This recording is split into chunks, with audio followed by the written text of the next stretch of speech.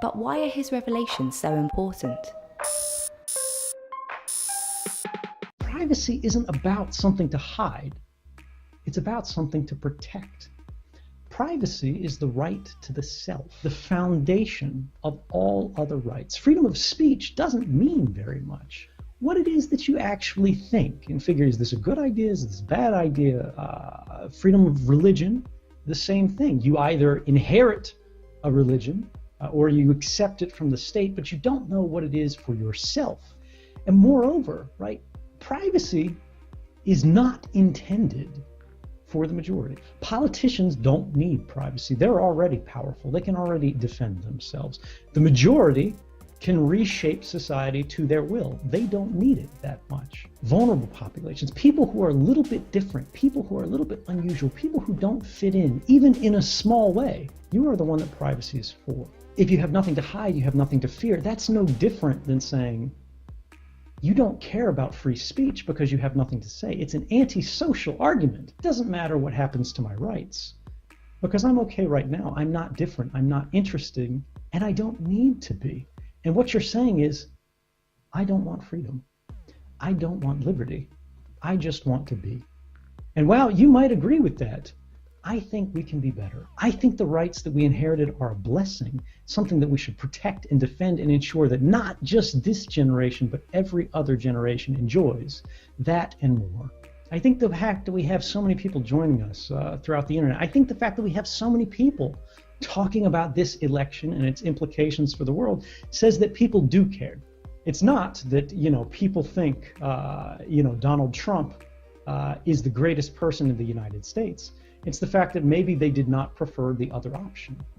We need to work cooperatively. We need to work together to build institutions that don't think about candidates, but instead give us a world that we design, that we build, that we realize step by step. You don't just elect a politician with a vote, or if you disagree, if you're in the minority, or in the case of the United States, Hillary Clinton won the popular vote. The challenge here is that does not end the extent of your involvement. You are more than a vote. You are more than a check in a box. If you don't start thinking about the day after the election, the year after the election, and every other, you are not thinking about what being a citizen truly means.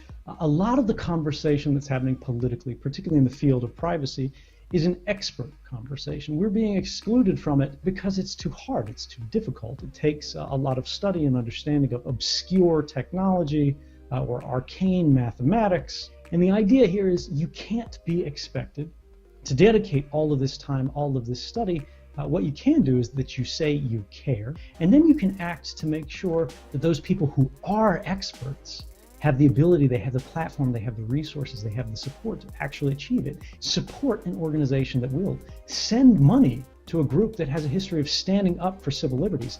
Send money to groups that will actually sue governments to enforce the law. And when the law fails, support technology, corporations, groups, and individuals who are trying to enforce your rights directly through science, through math, through technology, to ensure that any government, anywhere, must respect your rights, because no amount of violence, no amount of military force will ever solve a math problem.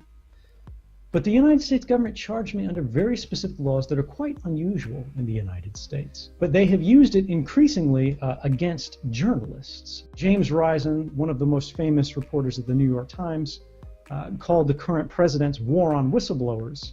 They said that the Obama White House is the most secretive they've ever dealt with. As long as you let me talk to a jury, I'll come back. Let's have this. Let's have the people decide. They sent back a letter saying, we promise we will not torture you, is I won't stand up and serve as a deterrent willingly to scare people away from doing the right thing. The Supreme Court of the United States was asked by these civil liberties organizations to rule on the lawfulness of these surveillance activities. And they said, it's very interesting, but we can't sign reforms into law. The United Nations found that these programs were a violation of human rights when they have worked in the public service in good faith to reveal activities of public concern. And the question is there a reason that you think I should not be hopeful?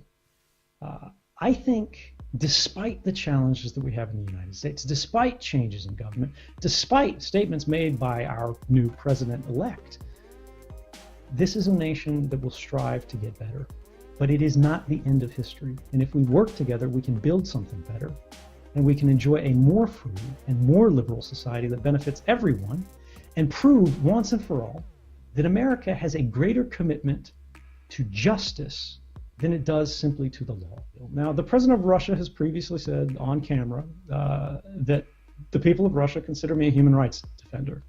And regardless of the position that we have on Russian politics, which obviously have a lot of problems, they said Russia is not a country that extradites human rights defenders.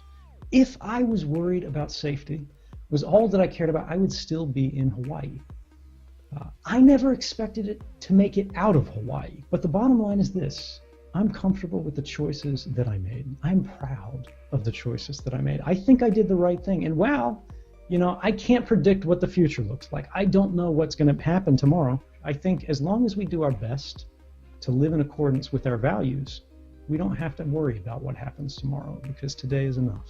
Thank you very much, Edward Snowden. Thank you.